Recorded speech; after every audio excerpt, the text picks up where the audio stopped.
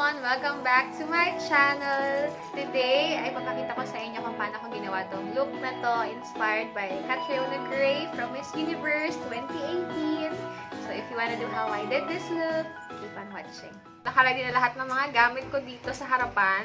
Kung ano lang yung mga nakita ko dun sa pictures niya and sa video and sa TV, yun lang gagayahin ko. Okay, so let's begin. Lately ko lang napansin, parang tabingi pala yung ilong ko. Tingnan nyo. Medyo, parang ang liit ng bukas ng side na to. Compared. Oh my gosh! Oh my gosh! Bakit ganon? Tingnan nyo! Wala na akong... What is happening? Anyways, wag nyo na lang pong pansinin yung pagkatabingi na ilong ko. Let's start!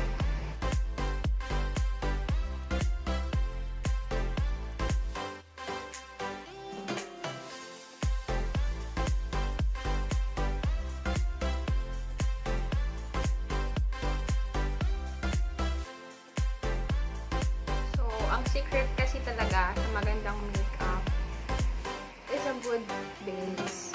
At hindi lang yon yung foundation, but of course the face itself. So the more na mas prepared yung mukha mo sa madaming layer ng makeup, the more na mas maganda yung kakalabasan. Proceed sa primer.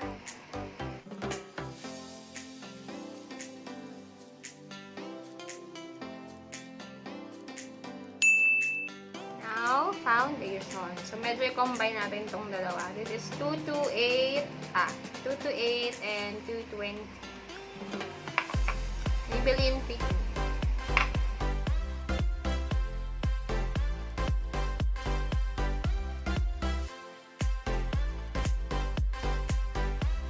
The foundation. So, this time, concealer tayo. Maybelline Instant Age Rewind.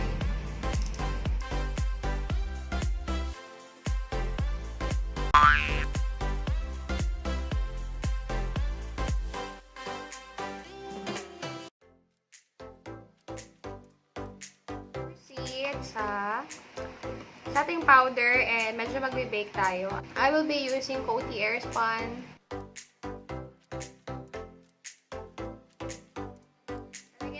Powder kung saan yung mga areas naglagay tayo ng concealer to set it.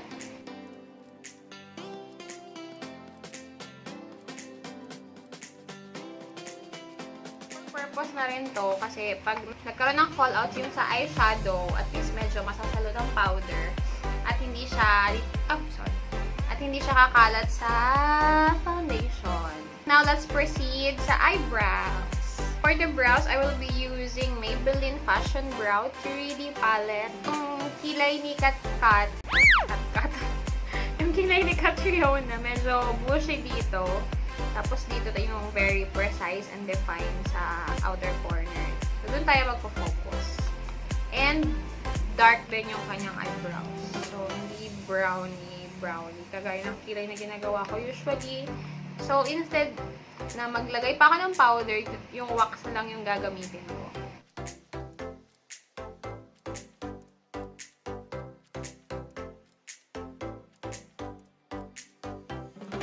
Then, let's just brush it out.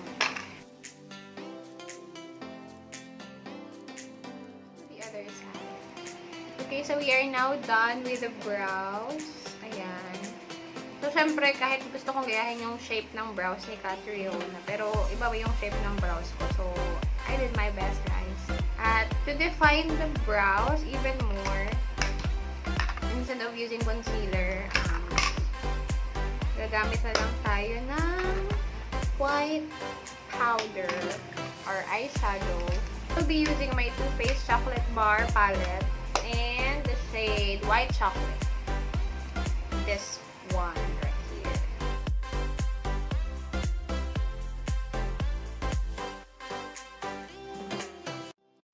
Ito na yung medyo madugo ang kanyang eyeshadow.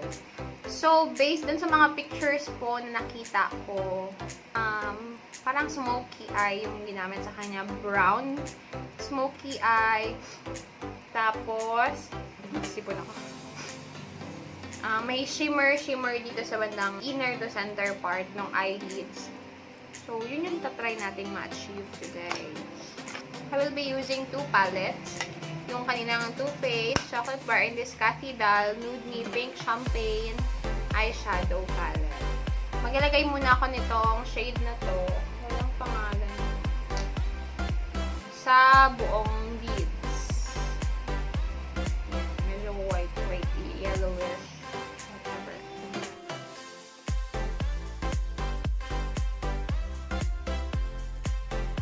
Warm up the crease. Wait lang po mga kababayan. Hanapin ko lang po ang brush ko. And I will be using Salted Caramel, my favorite shade to warm up the crease.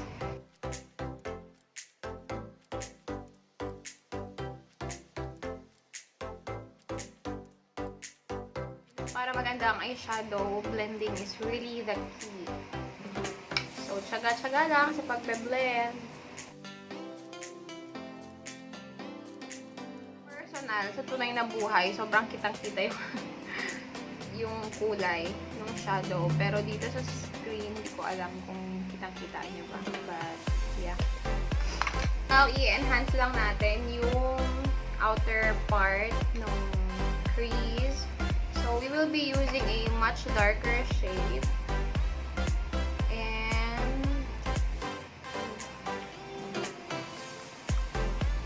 Hindi ko alam kung ano talaga yung mga kulay na ginamit kay Kat. Pero nakikita ko kasi talaga parang bronzy, brownie yung pinaka-main colors na ginamit sa kanya. So, I think let's go with hazelnut. This one. And haluan natin ng konting hot chocolate.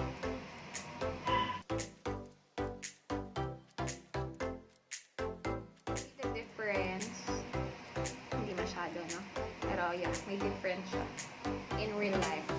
Ganun din gagawin natin sa kabilang buhay. Sa kabilang mata.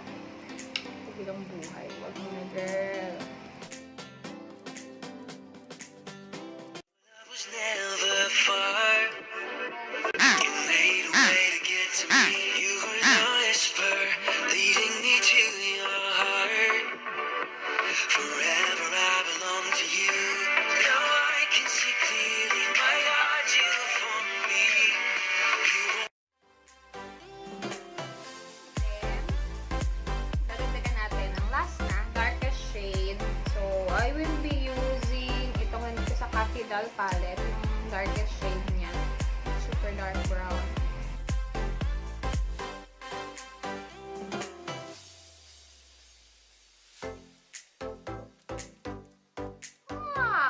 I love this. Oy, ganda. Oh. Bakit ganun? Parang mas maganda yung kanan kaysa sa kaliwa.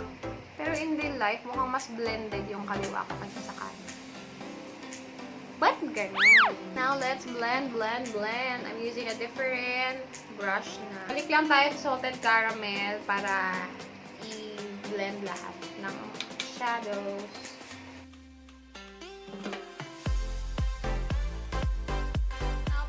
Sa inner corners. And yung shimmer niyang ginamit kasi is parang bronzy din or brownie na shimmer. So, hindi white yung ginamit na shimmer doon sa inner.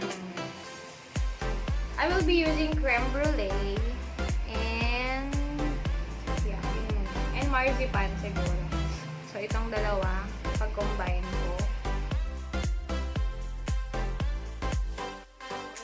Kita ninyo yung kintab na nanggaganap ngayon, pero fuck. By the way, ang ginagamit ko lang pang record nitong video na to is my cellphone kasi wala kaming magandang camera for video recording. So, yeah. Medyo filtered na yung nagaganap dyan at parang nababawasan ang mga kulay na meron. So, I hope you understand. So, Ay, ang ganda, besh! Ay, so pretty. Bam! Bam! Bam! Bam! Ang ganda! Hindi ko napansin na mayroon siyang eyeliner. But, maglalagay na lang din tayo ng brown liner. I will be using the Sansan waterproof pencil eyeliner in brown. Give more definition tayo. Now, we will brush off yung powder na binake natin. Ayan. So, let's do the lower lashes. Pili natin yung darkest shade na nasa Catriona palette.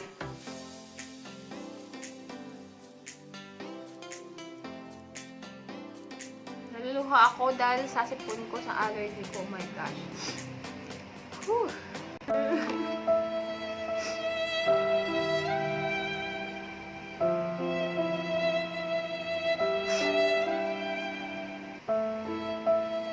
Now, let's curl our lashes. And then, mag-a-apply tayo ng false eyelashes. Lashes na meron ako currently. Yung mga set-set lang. Kaya, ito na lang din ang gagamitin natin. Pero, medyo natural looking lang kasi itong lashes na to. Yung lashes niya, sobrang kapal nung dito sa bandang ends ng mata. Pero wala eh. Ito lang meron tayo. So, check out tayo, bash! Or baka meron pa akong nakatabi somewhere. Pero tinatamad na po akong maghanap. Kaya, ito na lang. By the way, nagtitrim ako ng lashes bago ikabit sa mata. Para mag-make sure na sakto siya. Ayan. And, ikabit na po natin sila. I will be back. Okay, nakabit ko na po ang aking falsies. While waiting for it to dry, lagyan muna natin ng mascara yung ating lower lashes. And I will be using the Lash Sensational Waterproof Mascara from Maybelline. Sobrang importante din ng lower lashes. Ang laki din ng pagbabago. Pwede niyang gawin sa face and sa roof ninyo, especially sa eyes. Mas lalo niyang in-open yung mata. Gawin muna tayo ng lip balm para ma-ready na yung lips natin for the lipstick later on. Oh, I'm using the Carmex lip balm, classic lip balm. All-time favorite. I-curl ulit natin na magkasama yung false eyelashes and the true lashes of mine. Pero careful lang. Kasi baka matanggal yung falsies. Para lang mag-join together sila. Tsaka natin lalagyan ng mascara. Bam! I love it. Mag-contour na tayo. Parang hindi masyadong bonggang-bongga yung contour ni Catriona. So, I will be using my Enhanced palette.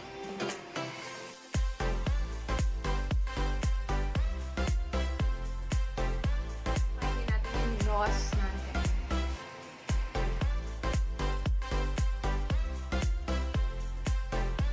Natin yung nose natin. Malapit na tayo matapos, guys. Konting tiis na lamang po. Ay!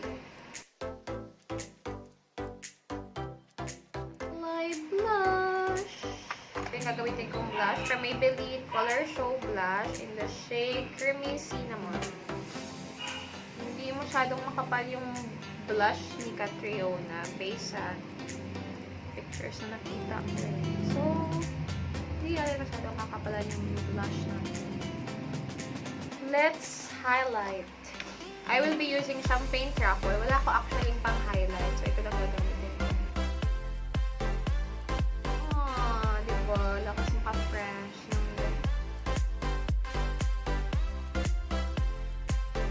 Ay, ang tangos!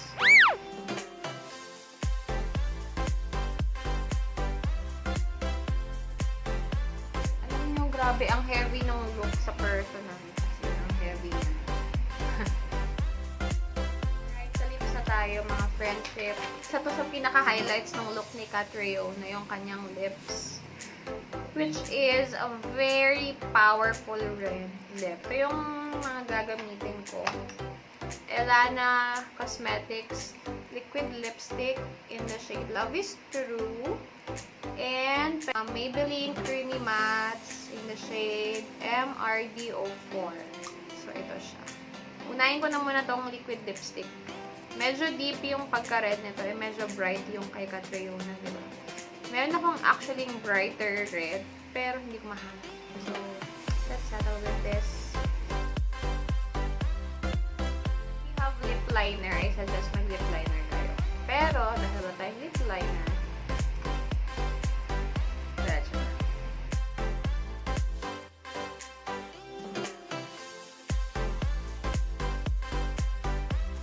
Oy, pak! Pero dahil nga medyo deep yung red na to, papatungan ko siya nitong MRD. Ayan. So, medyo mas bright yung pagka-red nito. Okay, I'll just finalize my look and I'll be back. So, this is my final look. The Catriona Gray makeup-inspired look.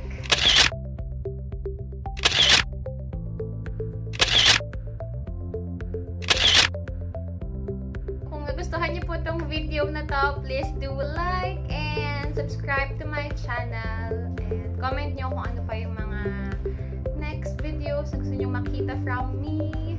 And share niyo na rin sa mga friends. Thank you guys! Bye! So, let's... I'll be using my Too Faced Chocolate Brown. I will be using my Too Faced Chocolate Brown